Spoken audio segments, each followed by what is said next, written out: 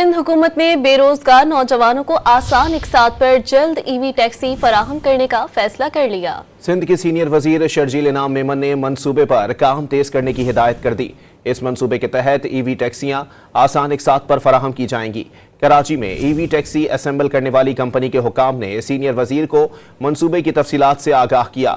शर्जील मेमन का कहना है कि ये टैक्सियां न सिर्फ बेरोजगारों को रोजगार फराहम करेंगी बल्कि सरसब्ज सिंध के अज़म के मुताबिक माहौल दोस्त भी होंगी।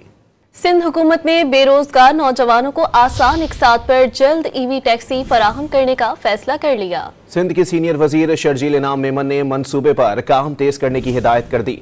इस मंसूबे के तहत ईवी टैक्सियां आसान इकसात पर फराहम की जाएंगी। कराची में ईवी टैक्सी असेंबल करने वाली कंपनी के हुकाम ने सीनियर वजीर को मंसूबे की तफसीलात से आगाह किया।